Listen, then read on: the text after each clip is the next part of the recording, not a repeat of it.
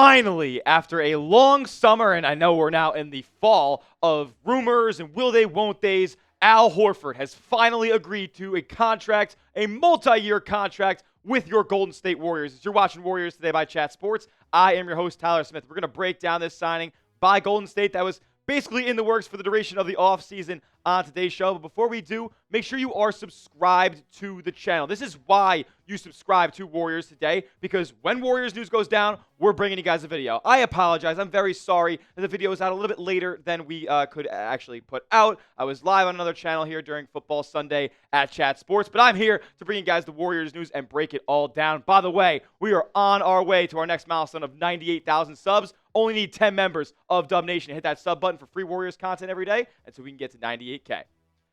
Al Horford, baby. Horford agrees to a multi-year contract with the Golden State Warriors on Sunday. And to be honest with you, I was a little bit confused when I saw this original report, because what have we heard this entire offseason?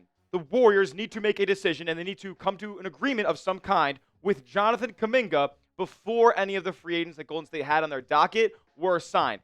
Jonathan Kuminga and the Golden State Warriors have yet to come to a resolution at this point, so pen hasn't exactly been put to paper on the Horford deal just yet, but it is a confirmed verbal agreement. Remember, we had heard throughout the entire offseason that this has been a verbal agreement kind of in place with the Golden State Warriors and Al Horford, DeAnthony Melton, Gary Payton, and now Steph Curry as well. And now he's officially a part of the roster, man. This guy is one of the most savvy NBA vets that you could ever find out there. Continues to be somebody who elevates his game even at the age of 39. I know a lot of Warriors fans are probably wary of the fact that Al Horford is 39 years old. Well, guess what? Listen to this stat that Sham's put in his article that I think not a lot of people got all the way to in their reading. Horford had a 46% effective field goal percentage allowed when defending isolations last season. That was 7th best in the NBA. Horford also defended the 6th most isolations in 2024-2025 and remains one of the top big men with the ability to switch on wing players. Teams hunt Al Horford, and he makes them pay for doing so. An elite defender still at this age of 39. Oh, and guess what?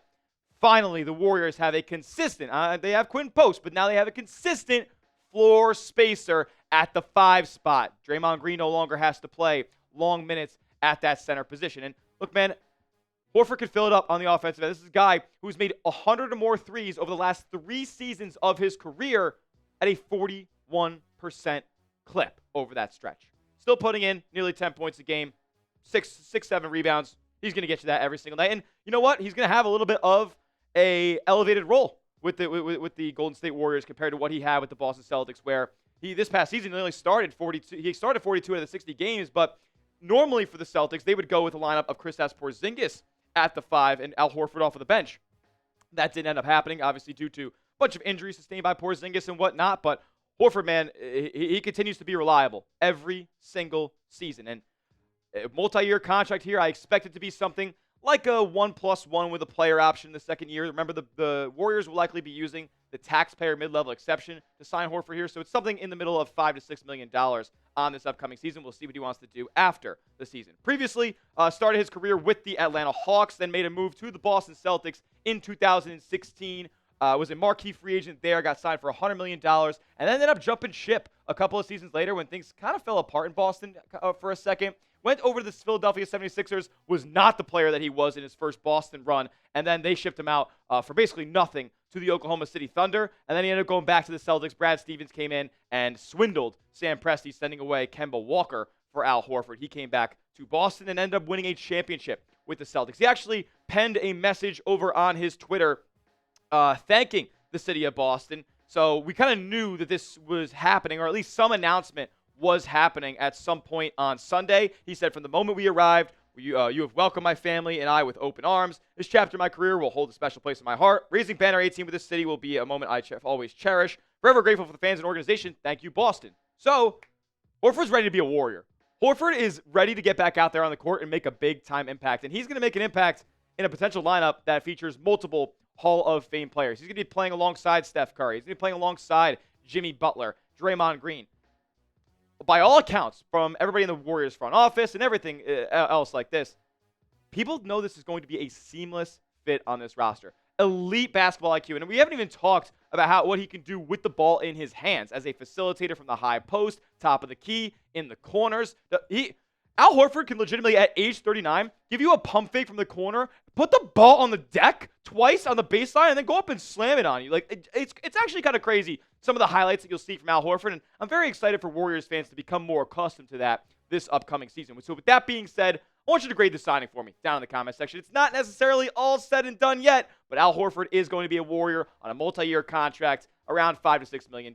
Just got to get the Kuminga stuff ironed out first. It is confirmed. Al Horford, welcome to Golden State. A, B, C, D, or F. You grade it for me down in the comments section.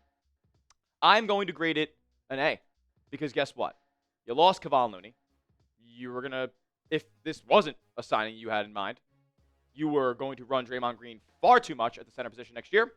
And we're looking at a spot now where Quentin Post could come off of the bench a whole heck of a lot more and develop his game a little bit. I love the direction that the Warriors are going in. But at the same time, we can't ignore the fact that Father Time is undefeated. Al Horford is 39. How much of a minutes load can he be playing on a nightly basis? We'll talk about that in just a moment. But first, get hooked up with these awesome Warriors hats. Love the khaki one. Love the background with the gate bridge and the ocean. This classic cream and colored brim one, like that one too. Or we could throw it back to the Run TMC days. You can get them all at this link right here. Chatsports.com/Warriors hats. That's chatsports.com/Warriors hats to get yours today. That link's in the comment section and description of today's video.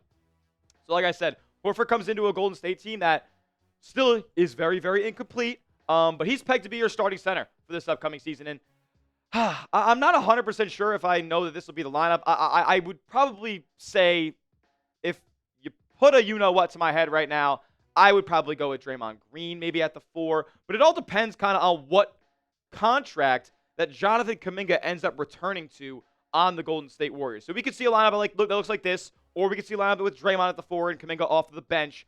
But if they come to some agreement, maybe something that along the lines of that 3 for 75 deal with Kuminga, I find it hard for the Warriors to not start him in a lot of scenarios. Because when you're committing money to a guy and you want to bump his trade stock up, you want to put him in the spotlight, and that's going to be in the starting lineup. Now, I think that his fit in this starting lineup will be a little bit better with the addition of Horford. But look, a lot of uncertainty still rides with the Golden State Warriors here. You bring in Horford, but you still have a couple more free agents that are waiting in the wings. DeAnthony Melton, Seth Curry, GP2, like we all mentioned earlier.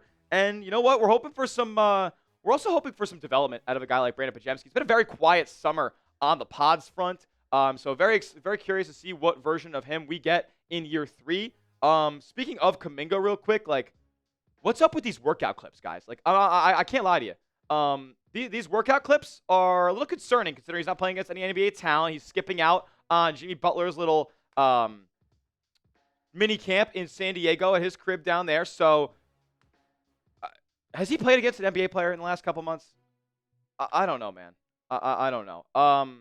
We don't know what the deal that they're going to come to terms on is yet. I bet you it happens on Monday, so stay tuned. Make sure you are subscribed to the channel because we're going to be breaking down exactly what goes down with the Warriors front office and Kuminga at this point, but there is still no resolution. Thankfully, Al Horford is in town now. Great three-point shooter, great defender who's switchable and can pass the hell out of the basketball as well. Elite basketball IQ in between the ears. A guy who I also think can help Jonathan Kuminga progress along in his career as well. Very, very pumped for Al Horford here. What is your confidence level in the Warriors front office here, though, as the Kuminga deal is still yet to be completed? Scale it for me down in the comment section. 1 being no confidence in Mike Dunleavy, Joe Lacob, and that crew at all. 100 being uber confidence. We're getting a good deal done for the Dubs. Let me know what you guys think in the comment section. And make sure you are subscribed to the channel. That will do it for today's show. YouTube.com/Warriors TV. We'll be breaking down the Kuminga stuff when it goes down because it feels like we're on the doorstep. We'll see you guys then. And as always, let's go Dubs.